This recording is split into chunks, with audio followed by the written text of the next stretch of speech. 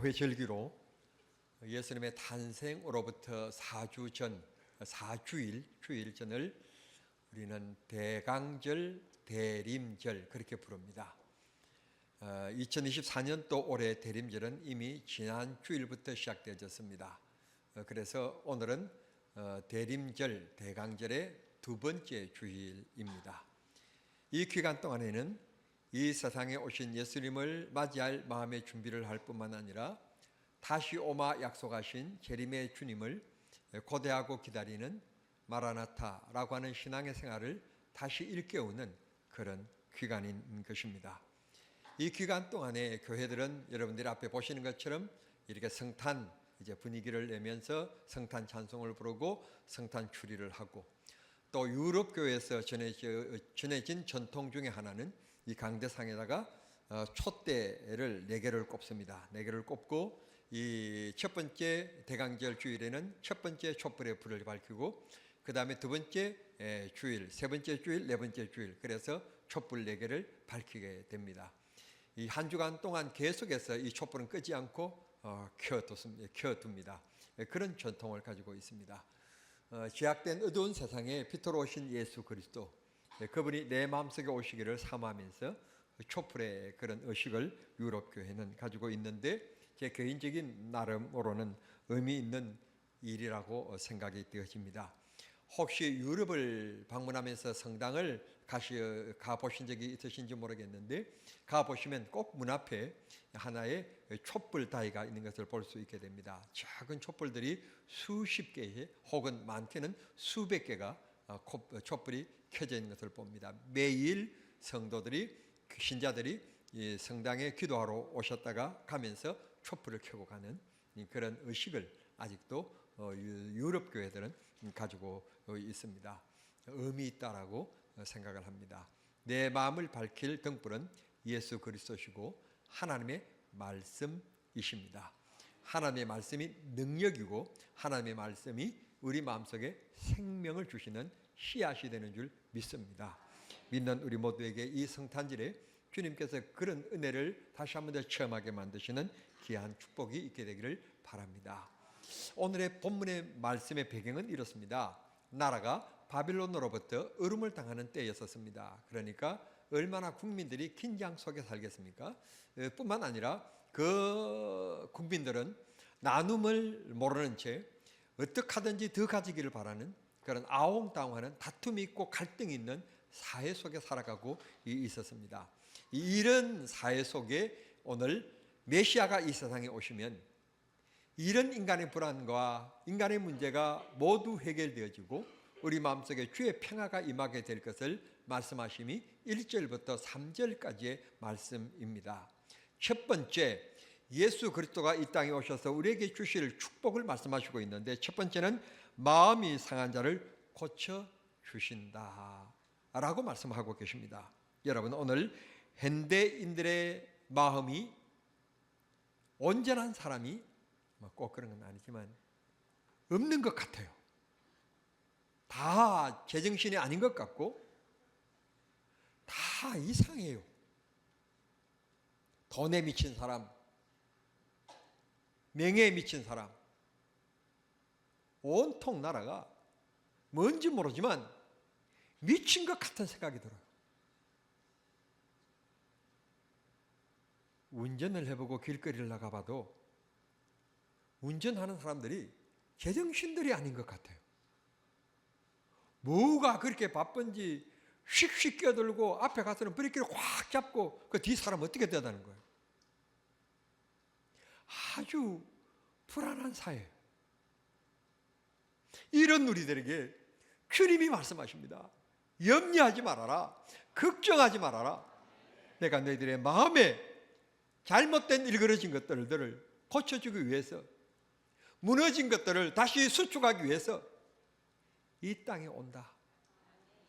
주님이 내 마음에 오시면 내가 회복되는 역사가 있게 될 줄 믿습니다. 여러분들도 생각하시죠? 내가 왜 이러지? 내가 왜 그런 말을 했지? 내가 왜 그런 못된 생각을 했지? 그런 생각을 하신 적은 없으십니까?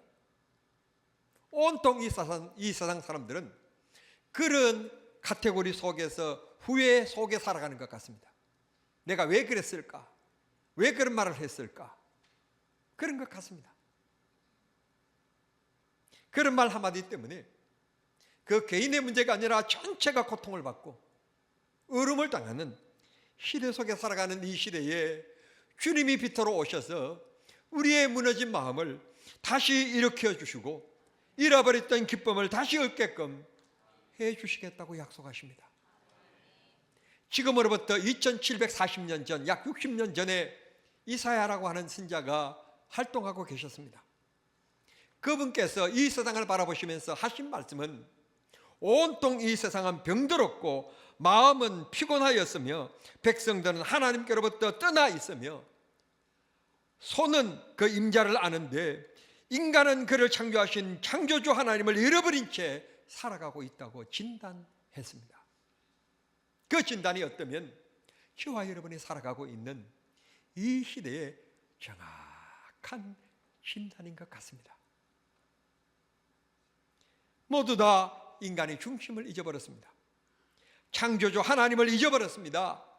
인간의 마음의 양심의 주인 그리스도를 잊어버린 채 살아가고 있는 것 같습니다. 망망대해를 항해하고 있는 큰 화물선에도 중심을 잡아주는 중심추, 즉 물을 배 속에 담그는 겁니다. 물이 있어야만이 배 중심이 잡혀지는 것입니다. 물이 없으면 안 되지 않습니까? 영생수 되신 예수 그리스도가 내 마음속에 오셔야만이 참된 평화 생명수를 얻게 되는 줄 믿으시기 바랍니다. 오늘 사람들은 100년 전의 사람들이 상상하지 못하는 문명을 누리면서 고급 아파트에서 생활하면서 그리고는 우리나라 제품에 신뢰하지 못해서 그런지 자존심이 약해서 그런지는 모르지만 그저 구찌인지 이찌인지 그런 것으로 그냥 온갖 치장을 해가며 그렇게 자랑하며 살아가고 있습니다. 그러면 오늘 이 시대 사람들이 100년 전의 사람들보다도 행복하다고 말할 사람이 있을까요? 모두 다 투쟁 속에 살아가는 것 같습니다. 당신이 죽어야 내가 사는 것, 이런 경쟁 속에 살아가고 있는 것 같습니다. 주님은 서로 도우면서 서로 배려하면서 서로 사랑하면서 살아가라고 가르쳤는데 비성경적으로 성경의 가르침을 벗어나서 살아가기 때문에 이 세상에 슬픔이 있는 것입니다. 우리 모두 주님 안으로 다시 돌아갑시다. 주님의 가르침을 다시 붙잡으면서 내 마음속에 가지고 살아가십시다. 주님께서 우리를 치료하여 주시고 고쳐주실 줄 믿습니다. 두 번째 말씀은 포로된 자에게 자유를 주시겠다. 1절 말씀입니다. 포로된 자에게 갇힌 자에게 노임을 전파하며 라고 말씀을 하시고 계십니다. 실제 이사야가 살았던 그 시대에는 바벨론의 지배를 받으면서 여러 가지 어려움과 고통 가운데 살았던 시대의 사람들이었습니다. 특별히 그로부터 690년 전 예수님께서 이 세상에 다시 태어날 것을 말씀해 주셨던 그 억압당하는 이 인간들을 다시 해방시켜 주실 것을 약속하신 말씀이기도 하십니다. 예수님께서 이 세상에 오시기 전 이사야는 740년, 760년 경에 활동했던 선지자인데 700년 후에 이 세상에 메시아가 태어날 것을 말씀해 주셨습니다. 긴 세월 아니겠습니까? 오늘 이 시대도 마찬가지입니다. 우리 모두 이 시대에 살아가지만 긴 세월 후에 영생이 있다고 말씀하고 있는 것입니다. 이사야가 말씀했던 대로 700년 후에 성취된 것과 같이 오늘 우리가 믿는 말씀, 선포되진 말씀 그대로 영원한 천국이 우리에게 기다리고 있음을 믿으시기를 바랍니다. 오늘 우리 모두 꼭 그런 건 아니지만 앞에서 언급했던 것처럼 포로되어서 살아가는 것 같습니다. 돈에 포로되어서 형제도 없고 부모도 없이 살아가는 사람들도 있고 권력에 포로되어서 싸우고 다투는 그런 사람들이 많으며 아름다움에 포로되어져서 세상에 무질서하게 살아가는 사람들이 있습니다. 저쪽에 남원에 가면 제 애인이 살고 있는데 아시는지 모르겠는데 춘향이라고. 춘향이가 원래는 기생의 딸이었어요. 좋은 집안의 배경을 가진 출신의 여인이 아니었어요. 어머니의 생활을 보고 그는 정결하게 살아간 사람이었습니다. 그때에 그 마을에 사또의 아들이 왔는데, 어린 아들인데 이몽룡이라고. 아시는지 모르겠어요. 몽룡이라고 하는 아들이 있었는데 아이 춘향이를 사랑하게 된 거예요. 그런데 공직자가 한 곳에 머무게 됩니까? 나라의 명예에 의하여서 다른 곳으로 가게 되니까 결국 이 두 사람이 헤어진 거예요. 내가 다시 오마. 그 말 한마디를 춘향이가 믿고. 여러분들이 춘향이가 그러니까 뭐 그런데 아니 춘배 춘향이라니까요.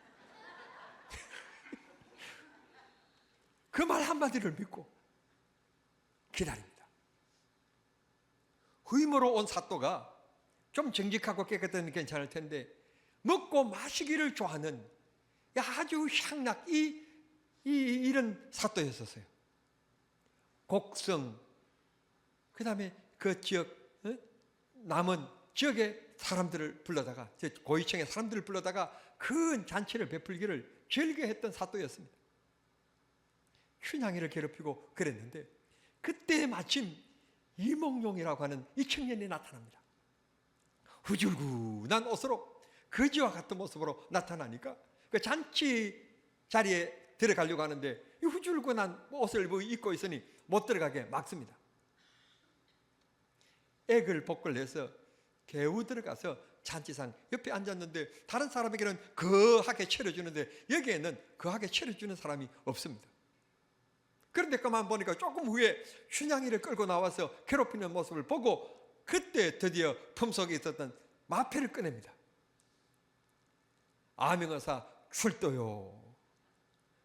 여러분, 이 얼마나 재미있는 그런 옛날 사극 보신 적 없습니까?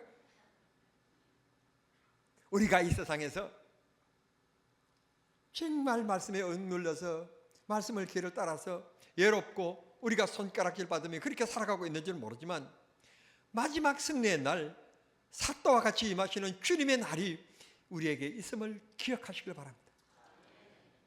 세상 사람들은 제가 한 개인을 얘기해서 너무 안 됐지만 엊그제 영화 청룡상 수상식이 있었습니다. 어떤 배우가 혼의 자식을 낳았으니 그 자식에 대한 양육비는 지급하겠다. 아이는 당신이 키워라. 그러면 자기는 자유지만 돈만 주면 끝나지만 그 여인은 그 아이를 키우기 위해서 그러면 결혼도 못하고 뭐예요 그러면? 돈이면 다 해결되는 겁니까?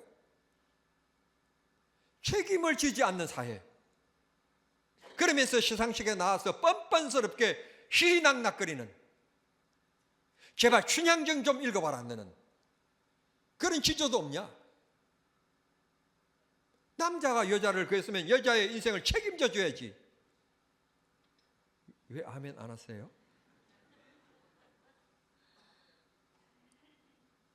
이게 대한민국의 정서는 춘향전의 정신이에요.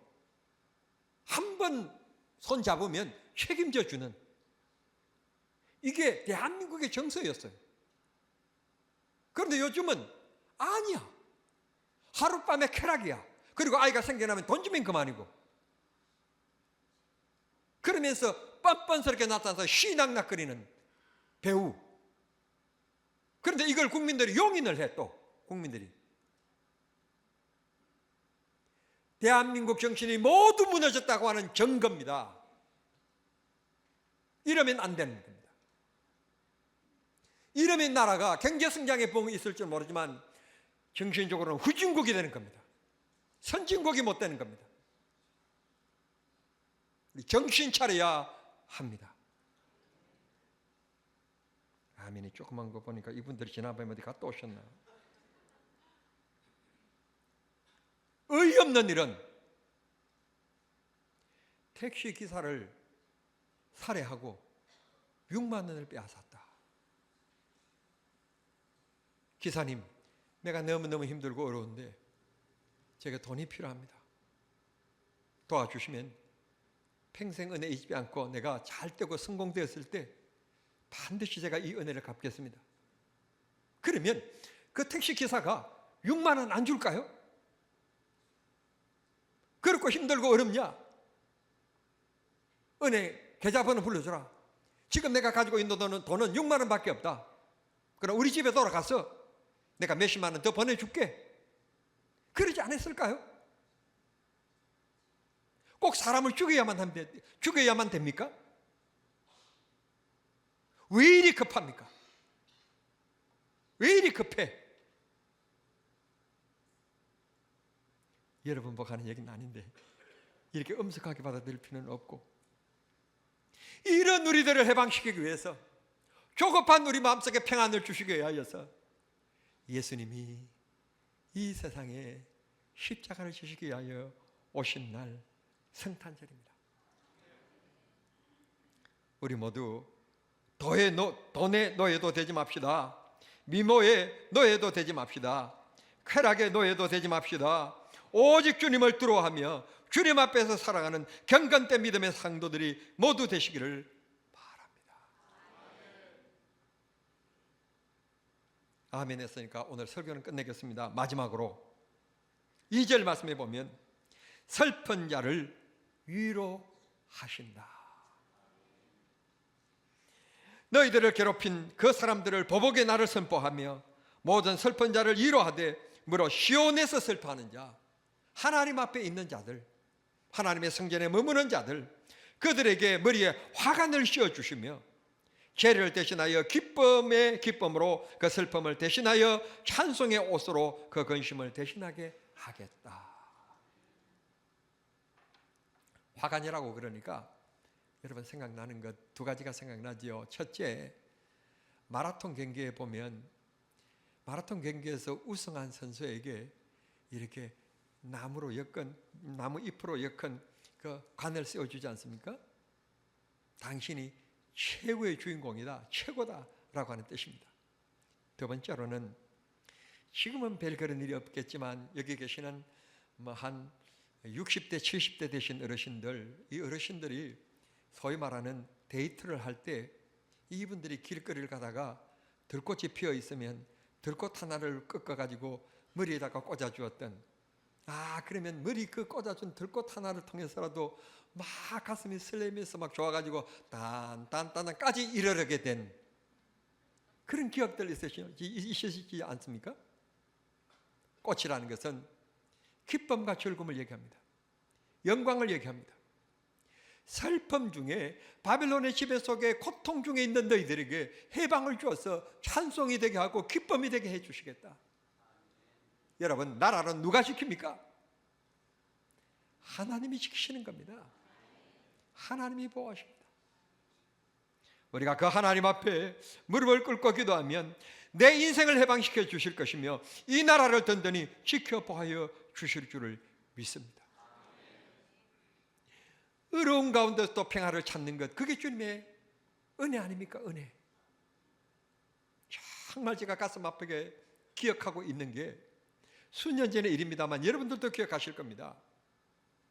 수능 시험을 앞두고 있는데 어머니 아버지가 강남에 있는 소망교회에 새벽기도에 참석하기 위해서 강북에서 잠실 대교를 지나오다가 그곳에 살얼음이 끼어 있는 줄 모르고 지나오다가 그곳에 미끄러져 가지고 차량이 물속으로 전복되어져서 어머니 아버지가 모두 세상을 떠나게 되었습니다. 딸은 고3이었기 때문에 새벽기도를 가지 않고 공부를 하고 있었고 살아남은 것은 고3 딸 하나밖에 없었습니다. 장례식의 분위기는 무거워졌고 여기저기에서 울음소리가 들려왔습니다. 그때 이 딸이 한 얘기가 있습니다. 저는 기억하고 있습니다. 우리 아버지가 여행 가다가 교통사고로 죽지 않고 하나님 앞에 기도하러 가는 새벽기도 가셨으니 감사합니다. 이게 믿음 아니겠습니까? 믿음이 없이는 이런 감사가 있을 수 있겠습니까? 우리 이 세상 살아가며 여러 가지 죄를 뒤집어 쓰는 일들이 많습니다. 오해의 죄를 뒤집어 쓰기도 하고 여러 가지 질타의 죄를 뒤집어 쓰기도 합니다. 그럼에도 불구하고 주님 앞에 믿음과 신앙을 지키면 주님께서 화관을 씌워주실 줄 믿습니다. 마지막 승리의 심판주는 주님이십니다. 주님이 귀한 심판을, 귀한 승리를, 귀한 선언을 우리들에게 허락하여 주실 줄을 믿습니다. 꽃, 그건 언제나 우리에게 기쁨을 줍니다. 꽃을 받으면 그렇게 좋을 수가 없습니다. 그런데 그 꽃은 길어야 일주일입니다. 일주일이 지나가면 아주 시들어져서 얼마나 보기가 흉한지 모릅니다. 그런데 주님이 주실 영광, 주님이 주실 마음의 평안, 생활의 기쁨, 그건 영원한 것입니다. 여러분, 돈에서 기쁨을 얻으려고 생각하지 마십시오. 그냥 생활의 수단으로만 생각하십시오. 진정한 기쁨은 주님께 구하십시오. 주님이 주신 평안이 참된 평안이고 기쁨입니다. 부자면서도 날 싸우는 가정이 있는가 하면 가난하면서도 늘 웃으며 행복하게 살아가는 가정이 있습니다. 여러분, 무엇이 행복입니까? 주님이 주시는 행복이 참된 행복이고 웃음인 것을 기억하시면서 오늘 주께서 말씀하십니다. 너희들이 어떤 죄를 뒤집어 썼는지는 모르지만 바벨론으로부터 억압의 죄를 뒤집어 썼지만 결국은 그곳에 소멸되어지는 민족이 아니라 다시 해방되어지는 기쁨의 화관을 씌워 주시겠다고, 회복의 역사가 있을 것이라고, 하나님께서 낮은 자리에서 높여 주실 것이라고 말씀하셨으니 오늘 성탄을 기대하며 이 대림절 두 번째 주일 주님 앞에 모인 우리 모두에게 이번 성탄절에 이런 우리 생활의 귀한 변화와 은혜가 넘치게 될 수 있게 되기를 우리 주님 이름으로 축원합니다. 축원합니다. 기도하시겠습니다. 하나님 아버지, 감사합니다. 이 대림절 두 번째 주일날 아침에 저희들에게 소망의 말씀을 주시니 감사합니다. 이 말씀이 내 말씀이 되기를 원하오며 이 말씀이 내 생활 속에 이루어지는 생명력 있는 말씀이 되기를 원합니다. 주님, 역사하여 주시옵소서. 어떤 문제가 있습니까? 어떤 질병이 있습니까? 하나님께서 임하시면 해결될 줄 믿사오니 우리에게 기쁨의 화관을 씌워 주시옵소서. 몸에 손을 얹습니다. 주여, 못된 백마들은 떠나가게 하시고 어둠의 생각들이 떠나가게 하시며 부정적인 생각도 떠나가게 하시고 비판적이고 엉망적인 생각도 떠나가게 하시고 그저 사랑스럽고 감사하고 감격하고 당신이 있음으로 내가 있음에 감사하는 그런 귀한 은혜의 마음만 넘치게 해 주시옵소서. 만남으로 갈등을 빚는 우리가 아니라 만남으로 조화를 이루는 그런 국회, 그런 나라, 그런 가정, 그런 교회 되게 하여 주시옵소서. 예수님의 이름으로 기도하옵나이다. 아멘.